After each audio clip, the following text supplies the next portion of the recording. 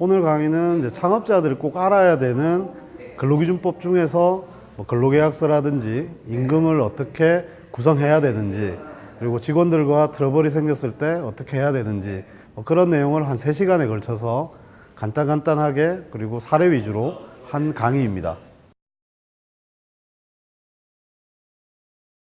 반갑습니다. 오늘 강의를 할 여찬모 노무사라고 합니다. 오늘 뭐 주제는 제목과 같이 이제 창업자, 예비 창업자를 위한 인사노무관리에 관한 내용이고요. 강의 내용은 한 3시간짜리입니다. 3시간짜리고, 그리고 강의는 이제 중간중간 질문하셔도 괜찮고요. 다만 이제 답변이 오래 걸릴 것 같거나 중복된 질문이 나오면 그거는 이제 수업이 끝나고, 강의가 끝나고 다 답변 드리도록 하겠습니다. 우선 오늘 이제 주요하게 이렇게 강의를 할 내용 자체는 제일 중요한 건 뭐냐면 창업을 하는 데 있어 가지고 보통 매출이나 아이디어 아니면 어떻게 해서 돈을 벌까 이쪽으로 많이 관심을 가지세요. 뭐 그건 당연한 거고요. 근데 사실상 이제 1인 창업이 아닌 이상은 직원을 쓰게 되고 그 직원이 부가치를 이렇게 창출을 하게 됩니다. 그러면 그 직원 자체가 매출의 가장 중요한 어떤 뭐 표현상 좀 이상합니다만 도구가 될 수가 있는 거거든요. 근데 이건 단순히 기계나 뭐 프로그램 이런 게 아니라 사람이고, 그 사람에 대해서 법에서 보호를 하고 있어요. 그 보호들이 만약에 그 보호 규정에 따라서 제대로 하지 못한다면 처벌이 오는 게 이 노동법의 특성이거든요. 이제 강행성이 있다라고 해가지고, 그래서 좀 많이 발생하는 사례들 위주로 좀 쉽게 설명을 드리도록 하겠습니다. 우선 이제 좀 딱딱합니다. 노동법이기 때문에 좀 딱딱해요. 네, 그런데 뭐 이건 이제 설명을 드리고 갈 수밖에 없기 때문에 좀 딱딱하더라도 기본적인 부분들은 설명을 드리도록 할게요. 이 노동법은 근로자가 중요합니다. 근로자가. 노동법에서 이제 노동법이라는 거는 여러 가지 법을 통칭하는 거예요. 그러니까 노동법이라는 법은 없어요. 근로기준법이 있고 노동조합 및 노동관계 조정법이 있고 뭐 최저임금법 뭐 이런 식으로 법이 여러 가지가 있는데, 근로자들, 특히 근로자들과 관계된 여러 가지 법률이 있는데 그걸 통칭해서 노동법이라고 합니다. 그 중에서 가장 많이 쓰이고 중요한 게 근로기준법이에요. 근로기준법. 그 근로기준법 자체가 거의 90% 정도를 차지한다고 보시면 돼요. 특히 사업장 내에서 직원들을 대상으로 적용하는 데 있어서는 90% 정도 차지한다고 보시면 되고, 그렇다면 이 근로기준법에서 이제 적용에 있어가지고 모든 사업장이 다 적용되는 법률은 아닙니다. 그러면 거기서는 1인부터 4인까지 근로자 숫자가 1인부터 4인까지 5인 이상, 5인부터 9인까지, 그 다음에 10인 이상, 30인 이상 이런 식으로 이제 법률이 적용이 돼요. 근데 우선 창업을 하시는 분들이니까 거의 5인 미만으로 보통 처음에는 창업을 하실 거고, 좀 이제 업이 커지시면 5인 이상이 될 겁니다. 그래서 좀 여기서 중점적으로 설명드릴 거는 1인부터 4인까지, 그다음에 5인 이상 적용되는 거, 이거만 좀 설명을 드리도록 할게요. 5인 이상이 되면 우선적으로 모든 법률이 100% 적용이 돼요. 취업규칙이나 이런 특별한 것 빼고는. 근데 1인부터 4인까지는 크게 4가지가 적용이 안 됩니다. 우선 해고가 적용이 안 되고요. 해고. 그러니까 근로자가 1인부터 4인까지면 해고를 뭐 표현상 이상합니다만 마음대로 시키셔도 돼요. 해고 예고 수당은 이제 주셔야 되겠지만, 해고 예고 수당은 줘야 되지만 해고는 마음대로 시킬 수 있습니다. 그리고 두 번째는 연차 휴가라든지 이런 휴가가 적용이 안 돼요. 그리고 이제 OT 수당이라고 보통 많이 얘기를 하는데, 오버타임 수당이라고 얘기를 하는데, 연장 수당, 야간 수당, 휴일 수당, 휴일 이런 게 적용이 안 됩니다. 1인부터 4인까지는. 대표적으로 이런 것들이 이제 적용이 안 돼요. 다만 예전에는 이제 4인 이하 사업장이라 그러거든요. 4인 이하 사업장 같은 경우에는 퇴직금도 적용이 안 됐었습니다. 퇴직금도 적용이 안 됐는데 2010년 12월 1일 불까요? 그때부터 한 7년 전부터 이제 1인 이상, 4인 이하 사업장도 퇴직금이 다 적용이 됩니다. 그래서 지금 만약 창업을 하신다라고 하면 인건비 고민을 하실 때 4대 보험료나 퇴직금까지도 고민을 하셔야 되는 거예요. 보통 창업을 하시는 분들이, 이게 조금 다른 얘기입니다만은, 창업을 하시는 분들이 월급 100만 원 주고 뭐 월세 얼마, 뭐 전기세 얼마 이런 식으로 해서 비용 계산을 하실 거잖아요. 기본적으로 창업을 하실 때. 근데 많이 좀 빼먹는 게, 이 100만 원 주면 인건비로 100만 원만 들어간다고 생각을 하시는 거예요. 근데 그게 아니라 100만 원이 지급이 되면 보험료가 약 9% 정도가 들어갑니다. 100만 원에 9%. 그리고 퇴직금이 약 9%라고 보시면 돼요. 그러니까 한 17%에서 한 18% 정도가 과외 비용으로 들어가는 거죠. 그냥 어바웃으로 하면 100만 원짜리 월급쟁이는 120만 원이 들어가는 거예요. 회사 입장에서는. 뭐 식대 이런 거 다 빼고 법상으로만 놓고 봤을 때. 그러니까 그런 식으로 해서 인건비 계산을 하셔야 되는 겁니다. 그래서 만약에 법을 지키기 어렵거나 아니면 회사 규모가 크게 가지 않아도 된다라고 하면 철저하게 사용자 입장에서는 근로자를 4인까지 유지하시는 게 유리한 거죠. 4인까지. 그리고 만약에 동거의 친족, 그러니까 제가 커피숍 사장인데 저희 와이프가 나와서 같이 일을 해요. 그리고 근로자들이 4명이 있어요. 자, 그렇게 되면 와이프는 근로자는 아니에요. 동거의 친족이라고 해서 대표이사랑 같은 집에서 사는 가족은 근로자로 보지는 않습니다. 같은 집에서 살아야 돼요. 만약에 형제도 같이 살면 형제도 근로자로 보지는 않아요. 아버지, 엄마도 그렇고. 근데 이제 만약에 따로 산다라고 하면 또 근로자가 맞습니다. 동거를 하지 않기 때문에. 근데 와이프는 이제 당연히 동거를 하겠죠. 동거의 친족인데 그러면 와이프는 근로자는 아니지만 근로자 숫자를 셀 때는 들어가요. 이해가 되시나요? 그러니까 근로자로 취급은 안 해줍니다. 근데 그 사업장의 근로자 숫자를 셀 때는 와이프도 월급을 받을 거니까 그러니까 와이프 그다음에 아까 바리스타 2명, 아르바이트 2명 이렇게 해서 5명이 돼 버리는 거죠. 그러니까 만약에 알바생들을 많이 쓰실 것 같으면 우리는 하루에 투입되는 사람이 3명이나 4명밖에 안 되니까 우리 사업장은 5인 이상 사업장이 아니야. 그래서 아까 얘기했던 이런 것들을 적용시키지 않아도 돼. 그렇게 이해하실 수가 있는데 총 인원을 보는 거예요. 총 인원을. 그러니까 이걸 좀 조심하셔야 됩니다. 그래서 만약에 근로계약서나 이걸 5인 미만 사업장, 4인 이하 사업장으로 만약에 작성을 해버리면 나중에 돼서 따져보면 5인 이상이 되기 때문에 아까 얘기했던 해고도 적용이 되고 시간의 수당, 야간 연장 휴일도 적용이 되고 그다음에 연차 휴가도 적용이 되고 이제 이런 식으로 바뀐다는 거죠. 그렇기 때문에 이건 다른 것보다는 이 5명이 넘냐 안 넘냐에 대한 개념을 명확하게 가지고 이제 있어야 된다는 겁니다. 하지 않겠다라는 식으로 지금 가고 있기 때문에 이거는 한 12월이 돼 봐야 알 것 같아요. 저희도 그 부분은 알 것 같아요. 자, 그러면 이제 제가 좀 이걸 추렸는데, 자, 이제 좀 제대로 설명드리겠습니다. 근로기준법이라는 게 오늘 배우는 게 거의 근로기준법입니다. 근로기준법이라는 게 근로자가 회사에 입사를 해서 퇴사를 할 때까지 다 적용하는 거, 규율하는 법률이에요. 자, 그리고 그러면 이제 모집이 됐고 채용이 된다라고 하면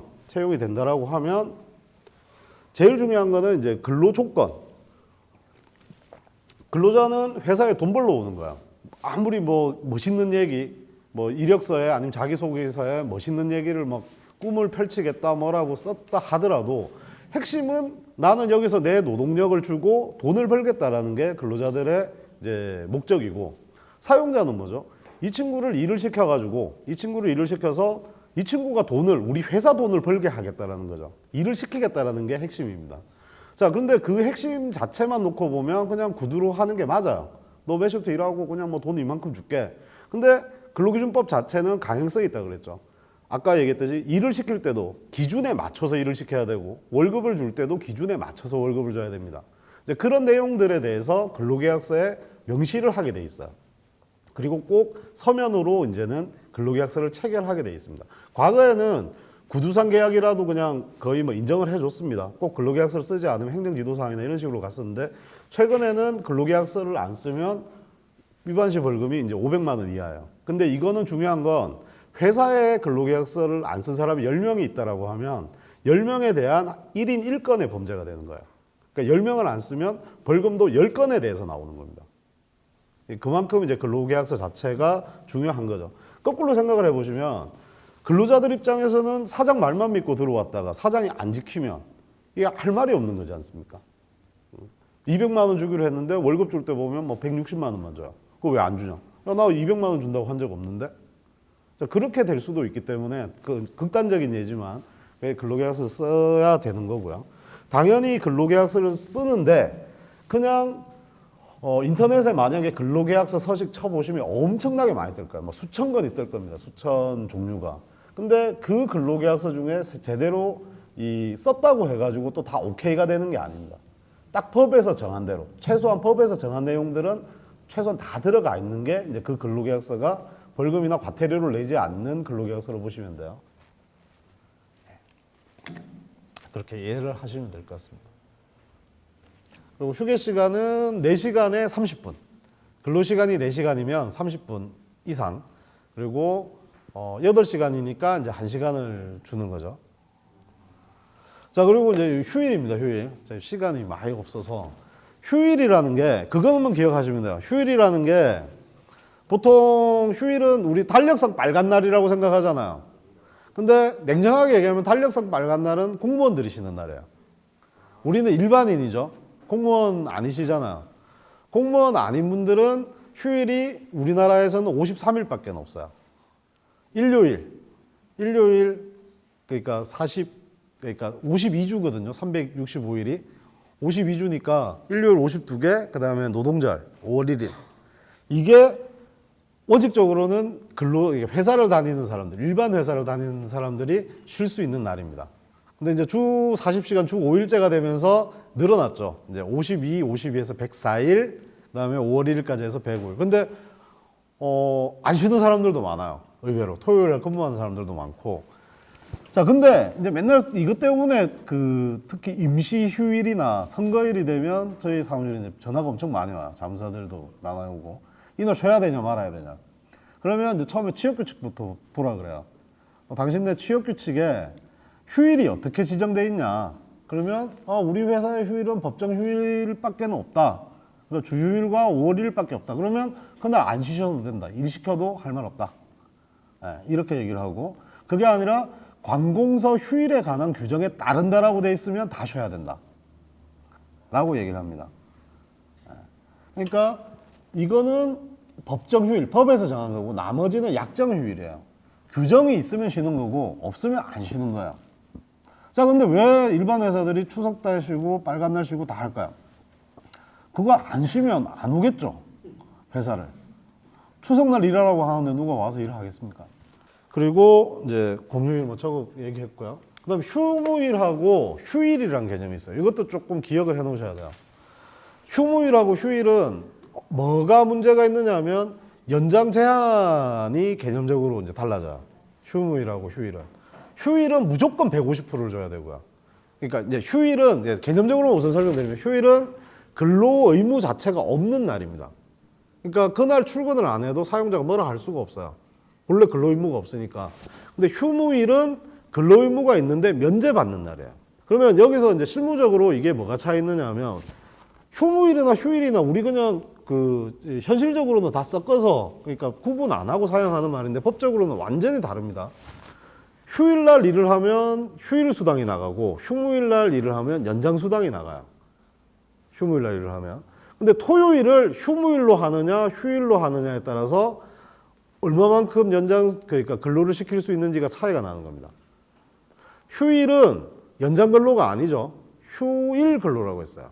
그러니까 주 5일 동안 40시간 시키고 주당 연장 12시간 시키고 토요일 날 그러니까 휴일이니까 8시간. OT는 발생하면 안 돼요. 8시간 시키고 일요일 날도 휴일이니까 8시간. 총 68시간을 사용할 수가 있습니다. 쓸 수가 있어요. 토요일을 휴일로 해놓으면 현재 법 체계 하에서 이것도 대법원에서 어떻게 판결 날지 몰라요. 현재 법 체계 하에서. 근데 휴무일은 연장이 되니까 안 되는 거죠. 주 5일 때 12시간을 써버리면 토요일 날 일을 못 시켜요. 일요일 날만 일을 시킬 수 있죠. 그러면 60시간까지 쓸 수가 있는 거예요. 이해되시나요? 그래서 우리 회사가 연장을 많이 써야 되겠다. 진짜 일이 많다. 그러면 토요일을 무급 휴일로 해놓으시고요. 무급 휴일로. 뭐 우리 회사는 뭐 그렇게 연장할 일 없어. 그러면 아무것도 안 써놓으시면 돼요. 토요일은 뭐다라고 아무것도 언급이 없으면 그냥 휴무일로 해석이 됩니다. 네. 그것만 기억하세요. 그러니까 우리 회사가 엄청나게 일을 많이 해야 될 것 같아요. 연장도 많고. 그러면 토요일은 무급 휴일로 한다라고 쓰시면 되고 아니면 그냥 뭐 신경 안 쓰셔도 됩니다. 휴일의 대체 아까 얘기했죠. 쉬는 날 하는 겁니다. 뭐 샌드위치 데이 때 이때 이날 일하는 대신 이날 쉰다. 일요일 날 출근하고 이날 쉰다라고 하는 게 휴일의 대체고요. 그 연차 휴가는 내년부터 입사를 하자마자 월차 개념이 있어요. 월차 개념이 있어서 11개까지는 월차로 주고 그 다음에 1년이 되면 15개를 줍니다. 연차는. 요까지만 기억을 하시면 돼요. 그러니까 이거는 뭐 연차까지는 너무 깊게 들어가면 답이 안 나올 것 같고, 자, 요거만 기억하시고 이제 해고입니다. 요까지는 제가 설명을 드려야 돼서. 자, 이제 쭉 정리를 하겠습니다. 그러니까 입사할 때 근로계약서 꼭 써라. 예, 요거 기억하시고, 두 번째 근로시간이나 이런 것도 신경 써가지고 연장 제한 안 걸리게 이런 거 해야 되고, 여성 근로자나 임신한 근로자들은 좀 신경 쓰셔야 되고, 임금 계산할 때, 그러니까 시급제라고 해서 막 계산하시면 안 되고, 아까 저런 방식, 통상임금 산정 기준에서 통상임금을 산정하는 방식에 따라 가지고 주셔야 나중에 문제가 안 됩니다. 이게 임금은 한번 지급되고 나면 바꾸기가 너무 힘들어요. 그러니까 처음에 세팅할 때 잘 하셔야 되는 거예요. 세팅할 때. 네, 그렇고요. 자, 그러다 보면 뭐 이렇게 왔다 갔다 휴가도 가고 휴일도 가고 왔다 갔다 하다 보면 언젠가는 그만둡니다. 아예 사직서만 쓰면 문제가 안 되죠. 사직서만 쓰면 문제가 안 되는데 일을 참 못하거나 뭘 잘못해가지고 자르고 싶어요. 자, 근데 우리나라 아까 뭐라 했죠? 근로기준법은 우리나라만큼 채용은 쉽고 해고가 어려운 나라가 없습니다. 아주 해고가 어려워요. 해고가 어렵다 보니까 사용자도 해고에 대해서 좀 많이 아셔야 돼요. 그래서 이제 말씀드리는 거고, 이제 해고의 종류에는 세 가지가 있습니다. 징계해고, 통상해고, 정리해고. 근데 창업하시는 분들한테 정리해고를 설명드리는 거는 의미가 없고요. 통상해고하고 징계해고만 이제 설명을 드릴게요. 징계해고는 우선 놔두겠습니다. 징계해고는 뭐냐면 근로자가 잘못해서 사용자의 의사로 근로관계를 종료시키는 겁니다. 법적 용어로 설명을 하자면, 그러니까 너 잘못했으니까 자르겠어. 이게 징계해고고, 통상해고는 근로자한테 크게 잘못이 없어요. 근로자한테 특별하게 잘못은 없는데 자르는 게 통상해고예요. 자, 공부 못한다고 죄인가요? 아니거든요. 일 못한다고 죄는 아닙니다. 맞잖아요. 근데 일을 못하면 사업자한테 돈을 못 벌어줄 거고, 자, 이게 자체는 해고를 시킬 사유는 된다고 봐요. 근데 우리나라에서 이 해고와 관련하거나 이런 관련해서 기본적인 이 노동법의 밑바탕이 뭐냐면 사용자한테는 보호 의무라는 걸 줍니다. 이걸 이해해야지만 해고에 대해서 이해하실 수가 있어요. 보호 의무. 쉽게 얘기해서 아버지와 같은 마음으로. 근로자한테는 충실 의무라는 게 있어요. 자식과 같은 마음으로. 단순하게 우리 생각을 해보면, 자, 자식이 공부를 못해요. 자식이 공부를 못해. 근데 아버지는, 엄마는 공부 잘하라고 하겠죠, 당연히. 잘하라고 하겠죠. 저 근데 공부 못한다고 잘하라고만 해서 공부를 잘할 수 있습니까? 과외를 시켜주든, 뭐 인강을 끊어주든, 두드려 패든, 뭐 셋 중에 하나는 해야 됩니다. 자, 근데 그런 것도 하지 않고 업무 능력 부족이라고 공부를 못한다는 이유로 호적을 파버릴 수는 없는 거잖아요. 그건 도덕적으로 욕 들어먹는 일이죠. 그렇게 보고 있습니다. 그러니까 내가 뽑았어요. 누구를? 뽑았는데 이 친구가 엑셀 잘한다고 뽑았는데 하기는 하는데 우리 회사 업무를 추진할 정도의 능력이 안 되는 거예요. 자, 그러면 미국 같은 경우에는 유어 파이어드가 돼요. 너 안 돼. 이게 너 나가. 이게 되는데 우리나라 같은 경우에는 아까 아버지와 같은 마음으로 엑셀이 안 되는구나. 학원을 가라. 내가 학원 보내줄게. 자, 평가하자. 너 아직도 부족하구나. 내가 과외시켜줄게. 자, 그렇게 해서 평가를 해서, 그리고 바로 또 내보내면 안 돼요. 야, 너 엑셀 하는 직종은 월 300인데 엑셀 안 하고 한글만 치는 직종은 200 줄 테니까 저기 갈래? 이렇게도 얘기해야 돼요. 그래서 판례를 보면 한 2년 걸려요. 1년 반에서 2년 정도가 걸려요. 업무 능력이 안 된 사람을 내보내려면. 그 박근혜 정부에서 그걸 이제 없애겠다고 했던 겁니다. 근데 그것도 반대급부가 있어요. 그게 만약에 되면 사용자가 업무 능력 없다라는 평가만 해버리면 다 나가는 거거든요. 그러니까 이게 이 양면된 게 있어요. 근데 아까 제가 말씀드렸죠. 근로기준법은 근로자를 보호하는 법률이라고. 자, 이게 통상해고인데 통상해고 안 됩니다. 이런 경우에는 거의 어려워요. 자, 이런 게 이제 통상해고예요. 일을 못하는 게 죄는 아닙니다. 죄는. 그렇기 때문에 이 사람의 귀책사유로 보지는 않아요. 자, 그런 거고. 이제 징계해고입니다. 제일 많이 발생하는 게 이제 징계해고죠. 근로자가 잘못했을 때. 자, 징계해고는 두 가지를 기억하는데, 이 사유의 정당성이 있고, 이거는 뭐 쉬운 말로는 못하겠어요. 사유의 정당성이 있고, 절차의 정당성이 있습니다. 그러니까 사유의 정당성은 뒤에 가서 얘기하고 절차의 정당성이라는 게 있는데 이게 뭐냐면 두 가지는 꼭 지키셔야 돼요.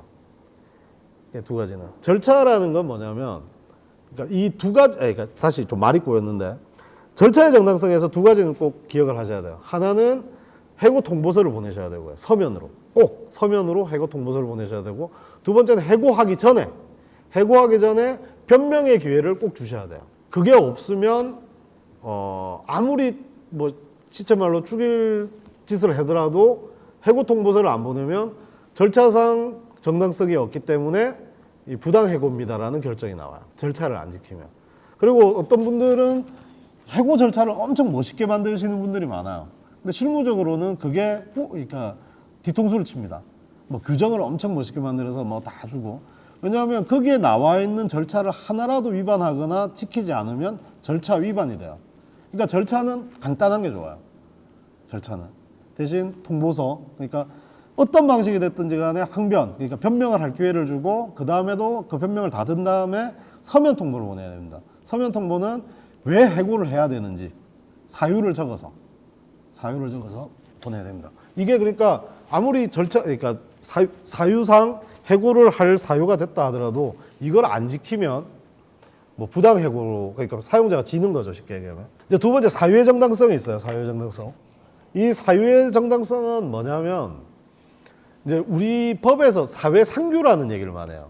사회상규. 사회상규라는 말이 뭐냐면 세상에서 이게 통하는 상식이라는 얘기입니다. 법상식.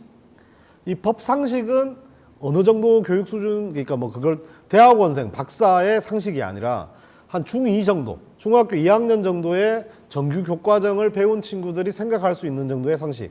뭐 요즘 중2병 이런 거 말고 자, 진짜 일반적인 그 정도가 사회상식입니다. 사회상식적으로 봤을 때 이 사람과 더 이상 근로관계, 그러니까 사장 직원 관계를 유지하기 힘들겠구나 라고 판단이 되면 정당하다고 봐요. 굉장히 애매하죠. 그래서 저희 같은 노무사나 변호사들이 밥을 먹고 사는 겁니다. 애매하니까. 사대보험 가입하시고요, 꼭. 그 다음에 그 근로자 고용 관련 지원금은 창업을 하시고 일정 기간이 지나야지 받으실 수가 있어요. 그렇습니다. 제가 9시까지 시간을 맞췄습니다. 본래 성인교육은 두 가지밖에 없어. 빨리 끝내주거나 재미있거나. 근데 제가 두 가지 다 오늘 다 실패를 했습니다. 재밌지도 않고 빨리 끝내드리지도 못하고. 하여튼 뭐 다들 저녁에 이렇게 피곤하신데 오셔가지고 고생 많으셨고요. 하여튼 사업 다들 대박 나시길 바라겠습니다. 수고하셨습니다.